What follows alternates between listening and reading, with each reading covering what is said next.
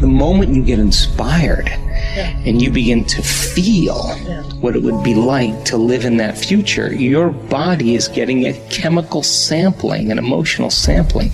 It's getting a taste of the future.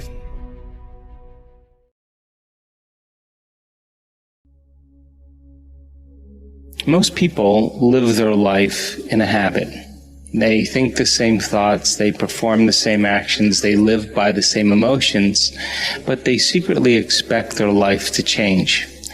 But how you think, how you act, and how you feel is called your personality.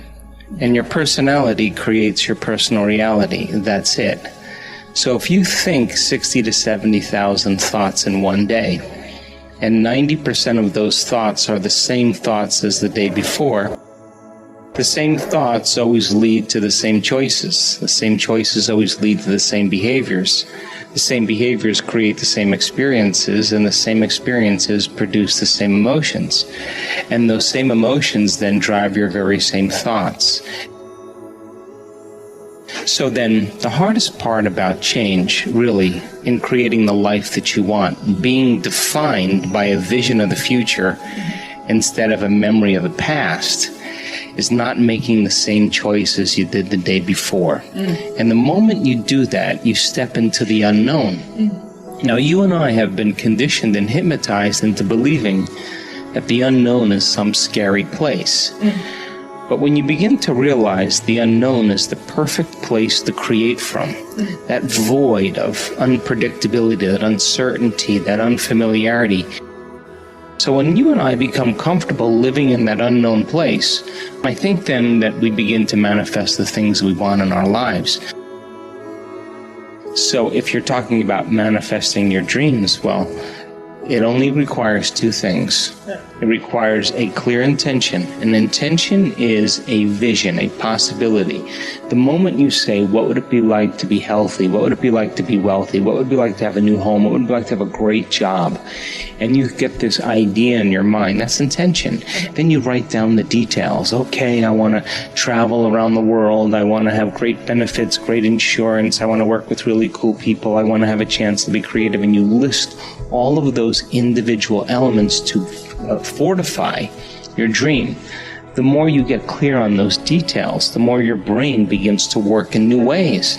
Anytime you make your brain work differently, you're changing your mind. Now, the moment you get inspired and you begin to feel what it would be like to live in that future, your body is getting a chemical sampling, an emotional sampling. It's getting a taste of the future. It has to then open your heart. You have to move into an elevated state. This place, heart center, is the center of creation. So for me personally, I want to execute and be defined by a vision of the future instead of the memories of the past. So most people's brains are organized to reflect everything they know in their life. Their brain is a record of the past. And if you feel the same way every single day, and feelings and emotions are the end product of past experiences, it means, number one, nothing new is happening in your life, and number two, those emotions are keeping you anchored to the past. If thoughts are the language of the brain, and feelings are the language of the body, and how you think and how you feel creates a state of being, most people are literally connected to a past.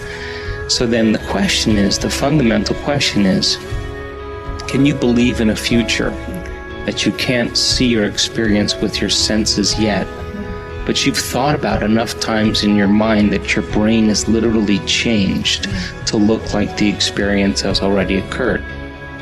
And can we begin to emotionally embrace a future reality and begin to emotionally embrace it to such a degree that we fall in love with that future reality, that our body, as our unconscious mind, begins to believe it's living in that future reality in the present moment, and we're signaling new genes and new ways to change our body to look like the experience has already occurred in preparation for the event.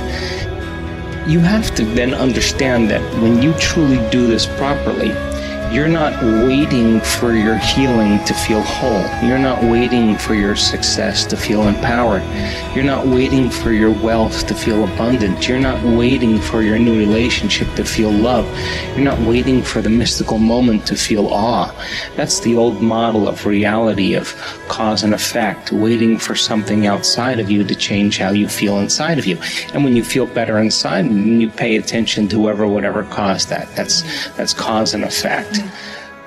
You have to teach your body emotionally how that future is going to feel like before it's made manifest. In other words, you have to feel awe in order for the mystical moment to happen. You have to feel abundance before your wealth can occur.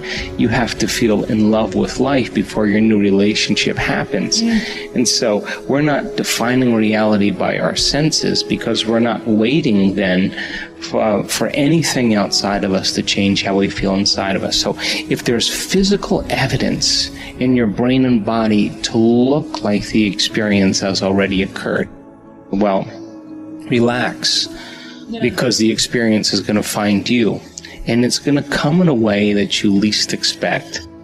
The challenge is then to every day be defined by a vision of the future. So then, when you combine a clear intention, that's a thoughtful process, with an elevated emotion, a heartfelt state of being, thoughts are the language of the brain, feelings are the language of the body. When you truly do that, your brain and body are living in the future instead of living in the past, and you're going to be drawn to some new event. It's going to take time to pull your brain and body out of the past and continuously invest your energy into the future. So can you then maintain that vision, that view of your future, independent of the conditions in your environment, independent of the emotional addictions or conditionings or habits of the body, and independent of time? Because if you can, that's what greatness is all about. That's when we begin to truly change. And people around the world are doing this consistently, and they're doing it really well because it's our natural, innate way of being. It requires consistent action. Why? Because meditation, the actual translation of the word meditation, means to become familiar with. So the first thing you have to do is you have to become conscious of your unconscious thoughts. You got to notice your automatic habits and behaviors. And you have to become aware of your emotions that keep you anchored to the past. And if you can become so conscious of the unconscious states of mind and body that they would never slip by your conscious awareness again,